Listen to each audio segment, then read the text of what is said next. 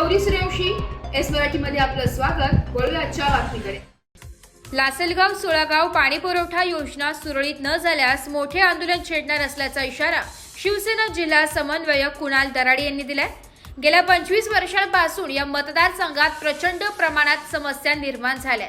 20 ते 21 पाणी पुरवठा बंद असल्याने हे विद्यमान आमदार व प्रशासन यांचे अपयश आहे। परिसरात सर्वत्र रस्त्यांची दुरवस्था झाल्याने विंचूर लासलगाव हा रस्ता होऊ शकला नाही। गावांतर्गत गटारे, कचरा निर्मूलन, स्वच्छ पाणी पुरवठा, ज्येष्ठ नागरिकांना गार्डन या सुविधा प्रशासनाकडून देण्यात आल्या नाहीत। आरोग्य व्यवस्था पूर्णपणे मोडकळीस आली असून ग्रामीण रुग्णालय लासलगाव व आरोग्य उपकेंद्र विंचूर येथे डॉक्टर सुद्धा उपलब्ध नसल्याने रुग्णांची हेळसांड होत आहे। अशा अनेक समस्या सोडविण्यासाठी लोकप्रतिनिधी सुद्धा पुढाकार घेत नाही, ही शोकांतिका आहे। पुढील काळात या समस्या सोडवण्यासाठी प्रयत्न करावेत, अन्यथा तीव्र आंदोलन करण्यात येईल असा इशारा लासलगाव येथे झालेल्या पत्रकार परिषदेत कुणाल दराडे यांनी दिलाय। कुणाल दराडे फाउंडेशनच्या वतीने लासलगाव व लासलगावतील पंचकृषीतून आलेले सर्व पत्रकार बांधवांचं मी सहर्ष स्वागत करतो। आजची जी पत्रकार परिषद आपण या ठिकाणी घेतोय त्याचं निमित्त असं आहे की गेल्या 25 वर्षापासून जे लासलगाव आणि पंचकृषीमध्ये जे काही प्रश्न आहेत ते प्रश्न अद्यापही सोडवले गेलेले नाहीत। 6 महिन्यापूर्वी विधानसभा या ठिकाणी झाली। असं वाटलं होतं की 6 महिन्यानंतर तरी किमान हे प्रश्नाला कुठेतरी वाचा फुटेल, हे प्रश्न कुठेतरी मार्गी लागतील, परंतु आजपर्यंत हे प्रश्न सुटू शकलेले नाही। सगळ्यात मोठा समस्या जी लासलगावकरांसाठी आहे ती म्हणजे पाण्याची।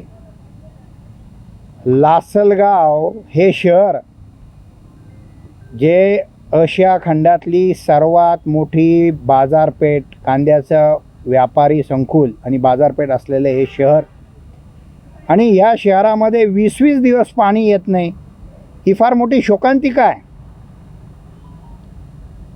आणि गेल्या 25 वर्षापासून आपण हे स्वप्न बघतोय का आज लासलगावला पाणी मिळेल, उद्या लासलगावला पाणी मिळेल, चांगल्या शुद्ध पाणी लासलगावला मिळेल।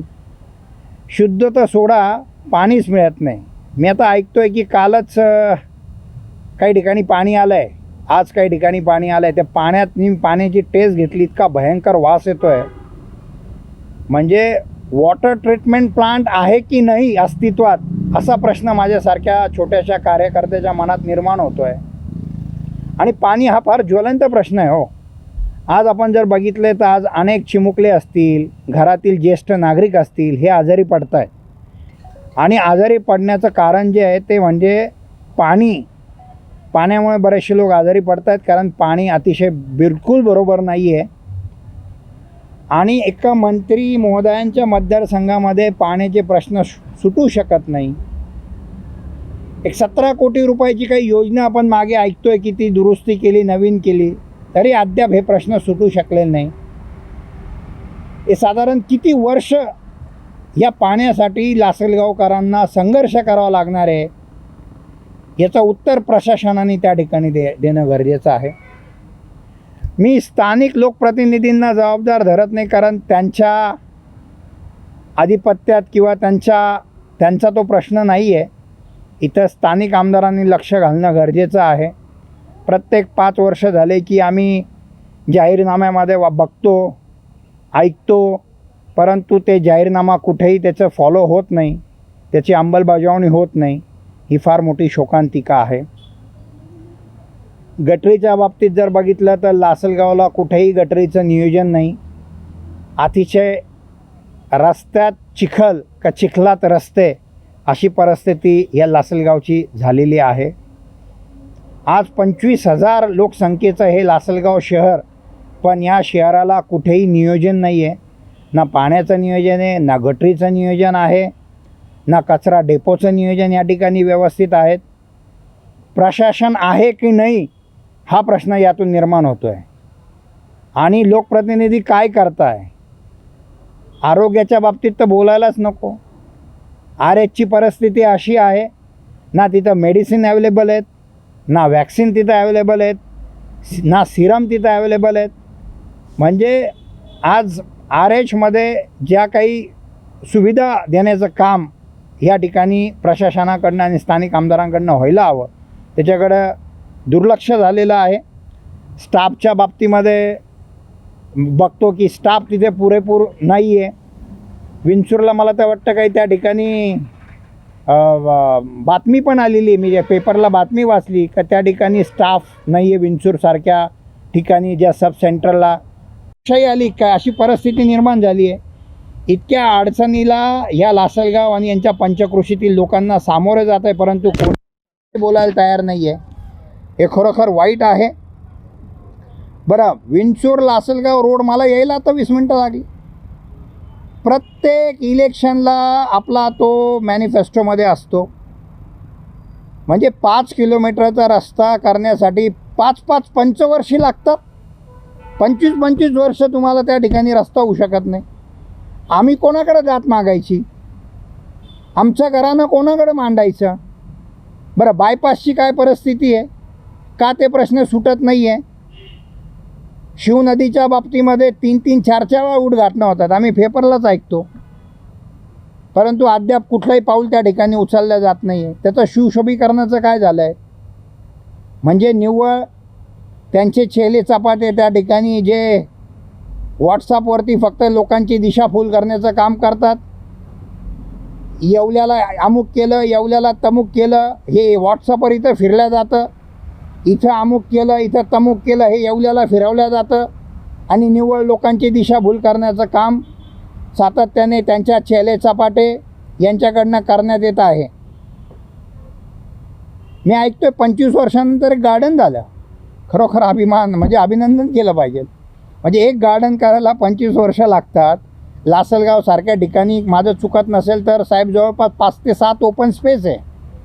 म्हणजे हे 5-7 ओपन स्पेसचे गार्डन करायला किमान 100 वर्ष लागतील असं मला वाटतं आहे. आणि 100 वर्ष जर एखाद्या प्रकल्पाला जर लागणार असेल तर माझ्याकडे शब्द उरलेले नाही आहेत. आणि एवढ्या समस्या असताना देखील आपण सर्वजण या ठिकाणी गप्प बसलो आहे, हे अतिशय चुकीचं आहे. याला कोणीतरी वाचा फोडली पाहिजे. ट्रॅफिकची समस्या भयंकर आहे. लासलगावमध्ये आजपर्यंत ऑथराईज ट्रॅफिक पोलीस या ठिकाणी नाही आहे.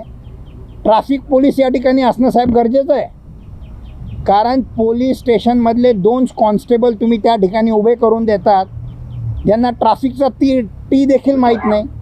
ट्रॅफिकची एक नियमावली असते, ट्रॅफिक पोलीस ते बरोबर ती नियमावलीच्या माध्यमातून ते ट्रॅफिक हाताळत असतात. परंतु गेल्या 25 वर्षामध्ये जिथं या पंचक्रोशीतून नव्हे तर संपूर्ण जिल्ह्यातून शेतकरी त्याचा कांदा घेऊन येतो. मोठ्या प्रमाणामध्ये इथे ट्रॅक्टर येतात, मोठ्या प्रमाणामध्ये इथे ट्रक्स येतात आणि इथं कुठलंही नियोजन या ठिकाणी करण्यात आलेलं नाही आहे. ट्रॅफिकची समस्या या लासलगावसारख्या ठिकाणी आहे, त्याच्यावरसुद्धा कोणी काही बोलत नाही, प्रशासन काही काम करत नाही. म्हणजे हे किती दिवस चालणार आहे? किती दिवस हा अन्याय आम्ही सहन करायचा आहे? आमची पूर्ण पिढी याच्यात गेली, 25 वर्ष गेले, म्हणजे एक पिढी गेली साहेब, परंतु आम्हाला न्याय त्या ठिकाणी मिळालेला नाही.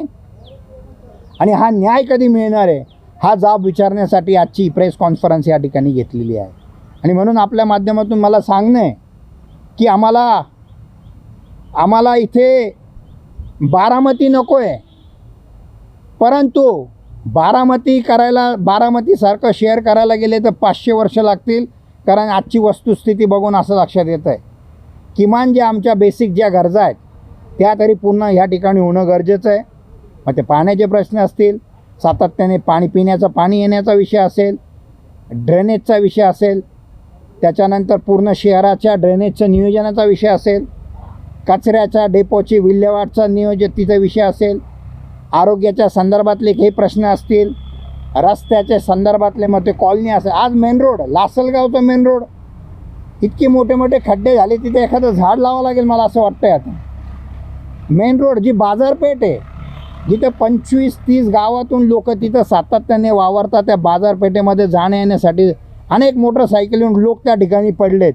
चालताना अनेक ज्येष्ठ नागरिकांचे त्या ठिकाणी पाय मुरगळलेत. म्हणजे अशी परिस्थिती त्या मेन रोडला झाली. त्याच्यावर काम होणं गरजेचं आहे. लोकांना चांगले गार्डन उपलब्ध करून देणं गरजेचं आहे. या सगळ्या गोष्टी होणं गरजेचं आहे. अनेक प्रश्न बोलण्यासारखे. 25 वर्षामध्ये इथल्या युवकांना शिक्षणाच्या माध्यमातून काही या ठिकाणी प्राप्त झालेलं आहे. रोजगार या ठिकाणी उपलब्ध होऊ शकलेले नाही. MIDC या ठिकाणी येवला लासलगाव मतदारसंघामध्ये येऊ शकलेली नाही. फार मोठी शोकांतिका आहे. म्हणजे एवढ्या मोठ्या हेवी वेट माणसाला आपण सर्वांनी गेल्या 25 वर्षापासून निवडून दिलं, परंतु हे बेसिक प्रश्न आपले सुटलेले नाही आहे. खरोखर जनतेवर मला म्हणजे कीव येते जनतेची, की असा किती वर्ष आपण हा त्रास सहन करायचा आहे आणि कधी हे सगळे प्रश्न सुटणार आहे. आणि म्हणून याच्यासाठी मी एक सर्वसाधारण कार्यकर्ता म्हणून ही प्रेस घेतलेली आहे. याच्यात राजकारण नाही आहे, हा जनतेचा आवाज आहे. आणि मी मीडियाला चौथा स्तंभ त्या ठिकाणी मानतो. न्यायपालिका असते, विधिपालिका असते, कार्यपालिका असते आणि चौथा स्तंभ म्हणजे आपले सगळे पत्रकार बांधव आहे, जे प्रशासन आणि जनतेच्या मधला दुवा म्हणून त्या ठिकाणी काम करतात. आणि म्हणून माझं जे काही मनातली जी तळमळ होती, माझं जे काही घराणं होतं, मी माझ्या या पत्रकार बांधवांच्या माध्यमातून मांडतो आहे.